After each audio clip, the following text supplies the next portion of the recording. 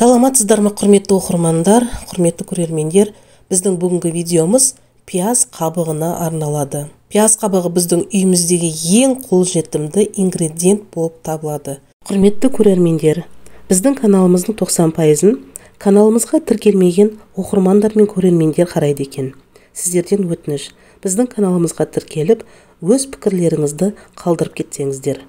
Пияздың өзі көкөніс ретінде пайдалы, ал оның қабығын біздің ата-бабаларымыз ыдыс аяқты тазарту үшін табиғи тағамдық бояғыш ретінде қолданып келді. Сондай-ақ көптеген ауруларға арналған халық емінде қолданатын рецепттер бар. Тіпті осы пияз қабығына арнап кітап та жазылған. Сонымен қазіргі фармакологияда тамырларды нығайтуға арналған дәрілік заттардың құрамдас бөлігі ретінде қолданылады. Сондықтан мұндай құнды өнімді тастамаймыз. Пияз қабығының құрамы соншалықты пайдалы ма? Иә, пияз қабығында қоректік заттардың бірінші тобы бұл әртүрлі дәрумендер бар. Дәрумендерге тоқталып өтсек, токоферол біздің денемізді зиянды бос радикалдардан қорғауды қамтамасыз етуге жауапты. Сондай-ақ ол жасушалардың қалпына келуіне ықпал етеді және ағзадағы қартаю процесін баяулатады. Аскорбин қышқылы бұл витамин тапшылығын жедел респираторлық ауруларды болдырмауға арналған тамаша құрал. Сондай-ақ сүйектердің, шеміршектердің жағдайы осы дәруменнің жеткіліктігіне байланысты болып келеді. Никотин қышқылы ол көптеген тотығу тотықсызданду реакцияларына қатысатын заттың құрамына кіреді. Сондықтан бұл метаболикалық процестерді қалыпты ұстау үшін қажет. Сондай-ақ бұл витамин ми қыртысының жұмысын қалыпқа келтіруге көмектеседі және жүрек пен қан тамырларының кейбір ауруларының алдын алады. Каротин жүрек ауруының алдын алады. Сондай-ақ құрамында микробқа қарсы әсері бар фитонцидтер бар. Бұл зат қабыну процестер мен инфекциялармен күресуге көмектеседі.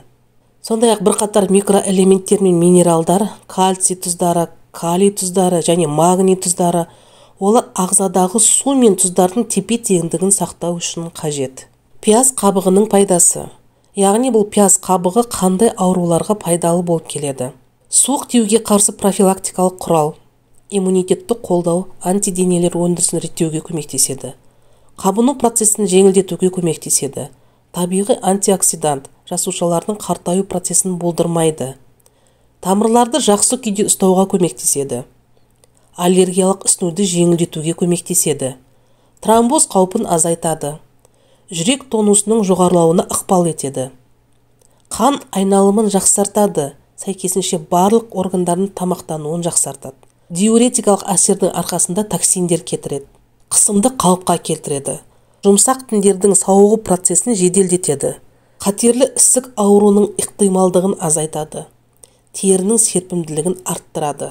Айта кететін жайт, пияз қабығының қарсы көрсетілімдеріне келсек, қанның ұйуы өте жоғары адамдар сақтықпен тұтынуы қажет. Пияз қабығымен емдеу, яғни пияз қабығының негізгі рецептері. Витамин тапшылығының алдын алу үшін 400 мл суды қайнатамыз және оған 30 грамм пияз қабығын қосамыз. Ыдысты сыртынан 16 минут ұстап қайнатамыз. Содан кейін барып қараңғы салқын бөлмеде 9 сағат тұруы қажет. Кейін қолдана беруіңізге болады. Аллергиямен күресу.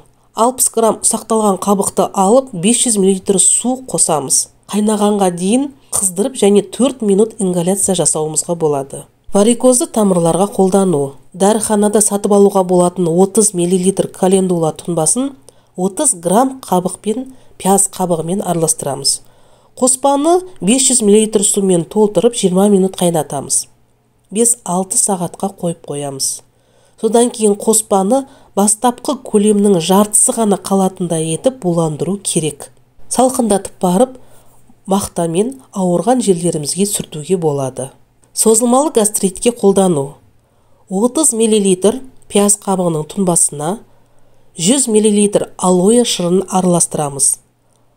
Алоэ тек қалың жапырақтан ғана алынады. 100 грамм бал қосамыз.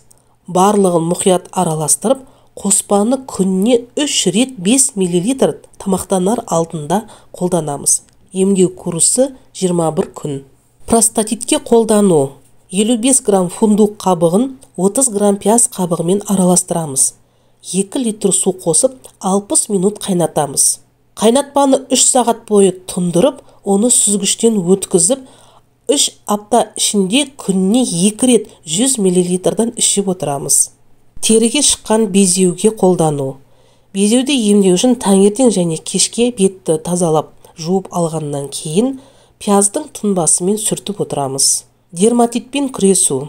30 мл пияз қабының тұнбасымен календула тұнбасын араластырамыз. 10 минут бойы компрессор жасауға болады. Процедураны күнделікті жасап тұрсаңыз да болады. Тамағыңыз жиі ауыратын болса, пияз қабығының үстіне қайнаған су құйып, сүзгіден өткізіп, тамағымызды шаямыз. Тұмауға тап болсаңыз, қайнап жатқан суға 4 ас қасық ұнтақталған пияз қабығын сеуіп, 3-5 минут ыстық бумен дем алыңыз. Қатты жөтелсеңіз, 2 стакан суға 2 ас қасық пияз қабығын салып, 15 минут қайнатыңыз және міндетті түрде сүзгіден өткізіңіз. Күніне 3 рет тамақ ішерден жарты сағат бұрын 4-1 стаканын тұтыныңыз.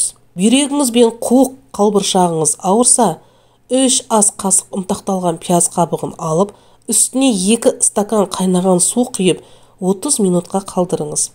Қуығыңыз қатты қабынып ауырса, күніне 2 рет 50 мл-ден 3-5 күн ішіңіз. Ал үнемі ауыратын болса, онда күніне 3 рет 2 ас қасықтан 10 күн үзбей тұтыныңыз. Тамыр аурулары мазаңызды алса, 2 ас қасық ұнтақталған пияз қабығына 100 мл қайнаған су құйып, 7 күн күтіңіз.